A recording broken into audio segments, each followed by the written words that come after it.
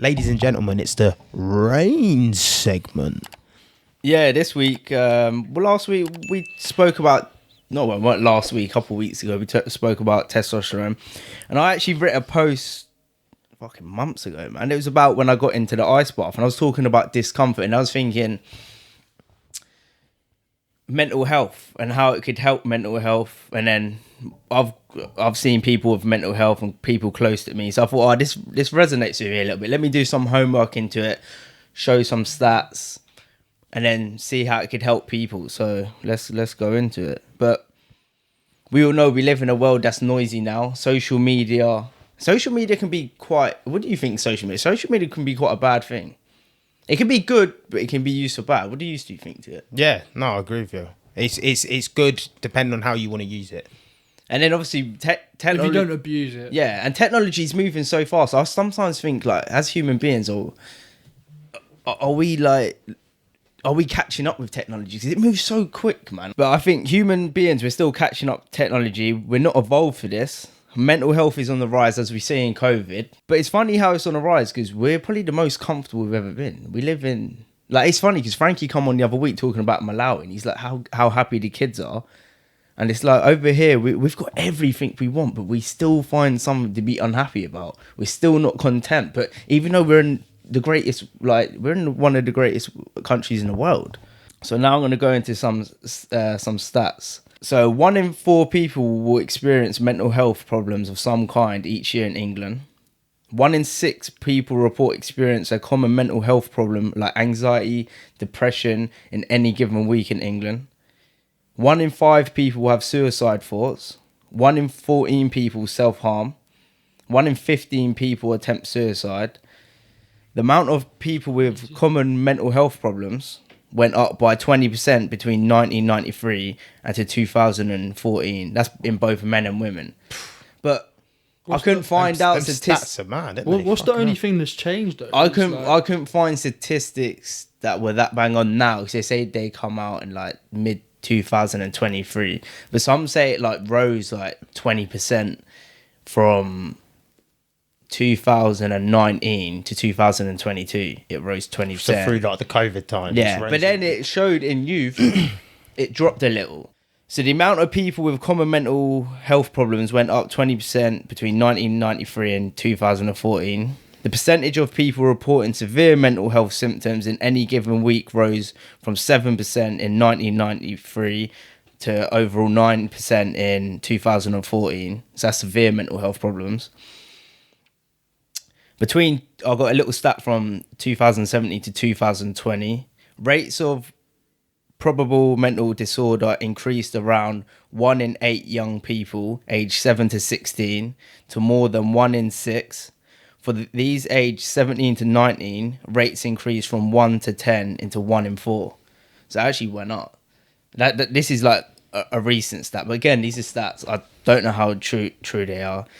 These are just some stats. Whether how true this study is doesn't really matter. Because I think we saw how COVID all affected us. You saw people around you. So even if you didn't need to go after stats, I feel like you can see right now we're in a world of hurt. And like, again, this is probably why you see people like Tate, Elliot Hulse, people like this who are into stoicism and are uplifting younger people and younger men. Even females as well. I don't really know too many females, but yeah. The internet can be a great tool if it's used properly.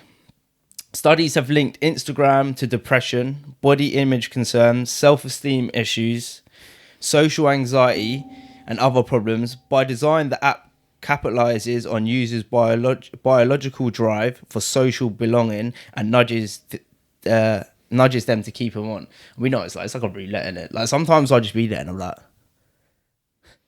it's sickens. It's not even that as well. It's just like you're looking. I feel sorry for females on social media. The fact that like you scroll through Instagram and you're looking and like half of the girls that you see have like done some sort of face app edit or something.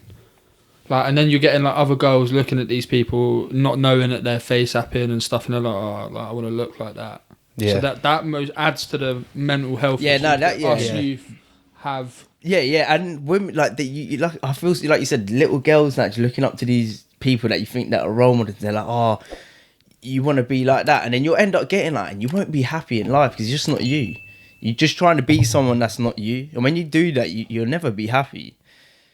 So, like I said, they're all stats, and like mental illness actually means quite a bit to me, just for the fact it runs in my family.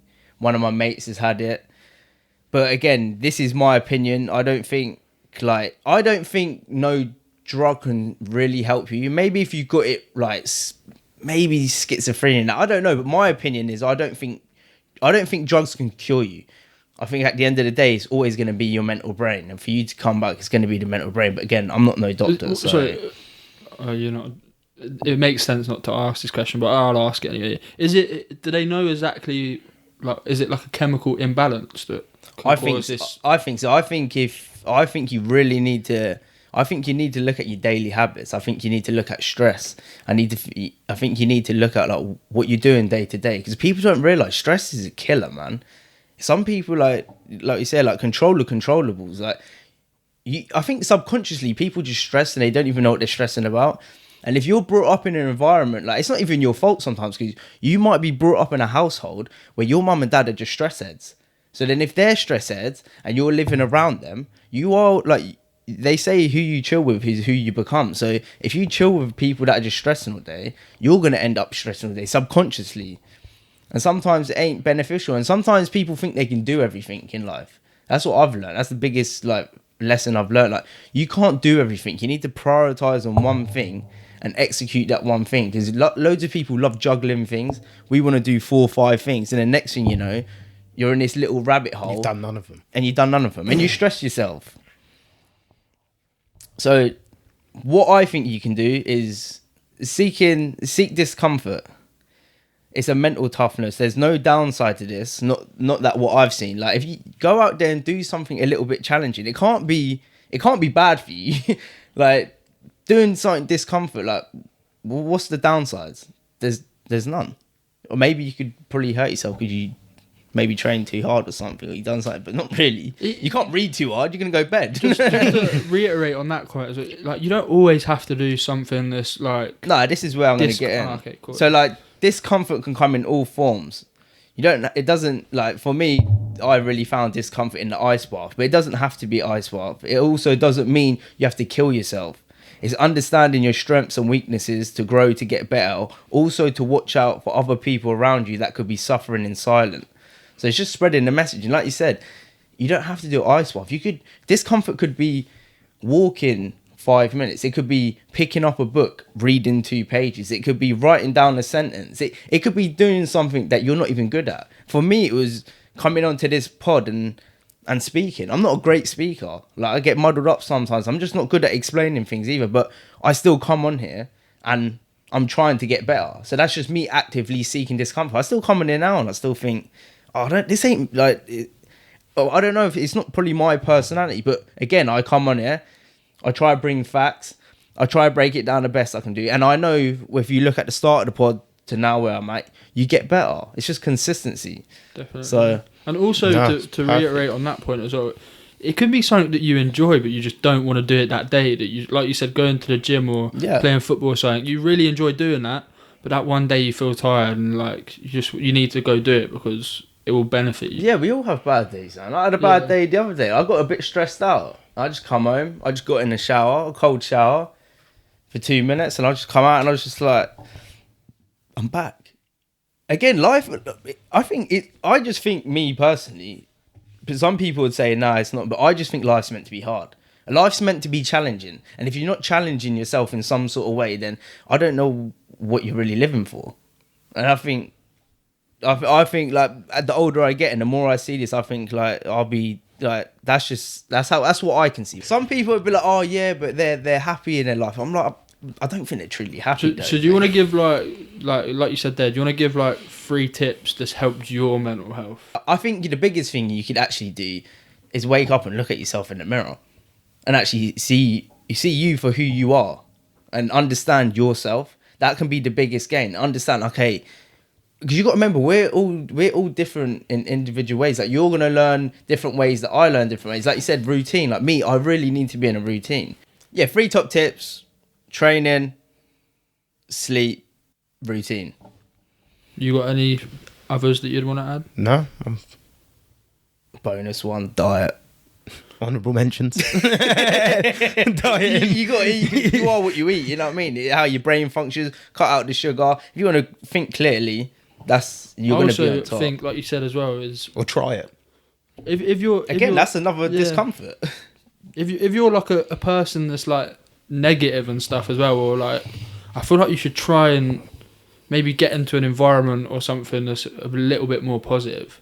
Because you always tend to find people that are negative always find themselves with other negative people. Yeah. It's like they all moan together. They break. Like, I see a lot of work. All the people that I see are like, they're moaning all the time about work, and it's just that they're all friends because they're negative all the time. They're like, they don't never take the positives, and that's why like sometimes I just sit there and I'm like, oh, what are they talking about? Like, it's not, you know what I mean? I feel if you can surround yourself with somebody that's just, maybe if it's a baby step more than what you're doing, it will help you out. 100%, man. 1000%. Yeah, and like I said, if you're actively doing something to get better at, I think once people understand they're getting better at something, there's the positives just come in. You feel better about yourself. You know what I mean? You already naturally is there. So, Nah, I really like that. I thought it was really good.